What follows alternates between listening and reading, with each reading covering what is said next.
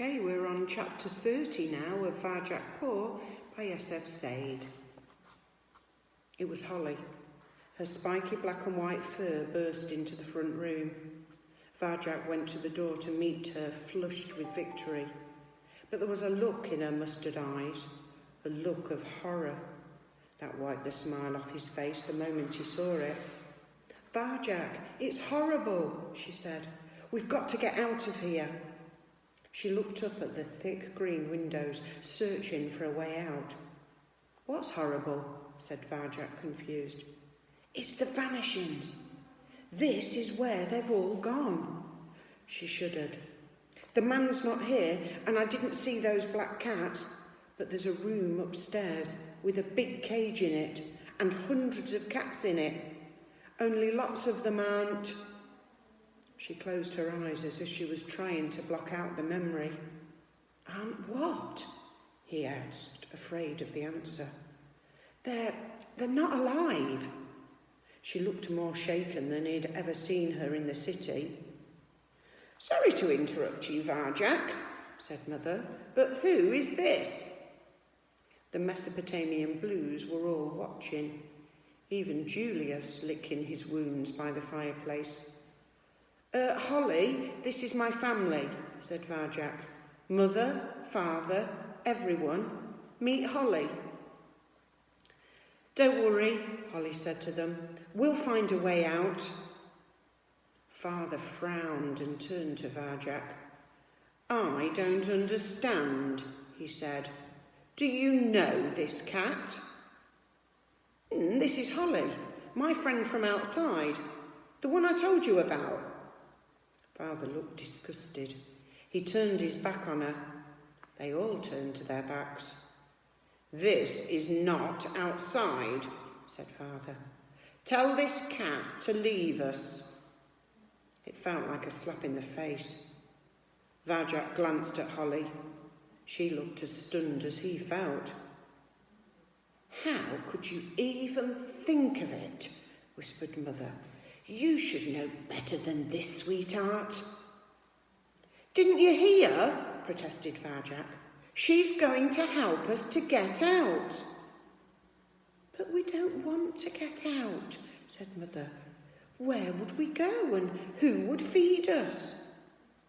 "Wait a minute," said Holly. "Have you seen what's happening upstairs? If you're being fed, it's not for a good reason." Father ignored her and he spoke just to Vajak. "We haven't been upstairs because of the black cats, but we know there are other cats up there too." "You do?" said Vajak. The gentleman brings them to the house. He feeds them, not like he feeds us, not with caviar, but cheap dry food. There are sacks of it in the kitchen. He keeps them alive until, well, we don't know exactly what happens next, but we all agree that the gentleman would never harm one of us." "But you're wrong," said Holly. "If it's them today, it'll be you tomorrow." "We're different," Father said to Vajak. "We're special. We're Mesopotamian Blues. As for those common cats, who cares what he does to them? They're nothing." "What?" said Holly, ears and whiskers bristling. Less than nothing," said Aunt Junai, as if Holly wasn't there. "Come on, Vajak, let's go," said Holly. "These idiots deserve everything they've got coming." Her words made Vajak shiver. He didn't know what to do or say. He looked at Mother. "We know what we're talking about, sweetheart," she said in a gentle, reasonable voice. "We're not going anywhere." His head was spinning. Maybe they were right and Holly was wrong. The gentleman hadn't harmed them yet. Perhaps he never would. "But what about Holly?" said Vajak. She's not one of us," insisted Father.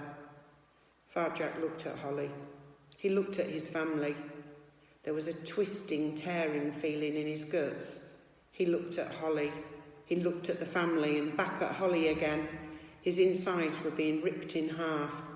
It was impossible. "We need you here," said Jasmine. "You need me?" said Vajak. Father nodded, very serious. "Of course we need you, son. You're head of the family now. You can't just leave us." You beat Julius," said Jay. "Yeah, Julius was terrible," said Jethro. "But you're the best, Vajak," said Jerome. Vajak felt proud inside, proud to be a Blue. It was the front door opening. Click, clack.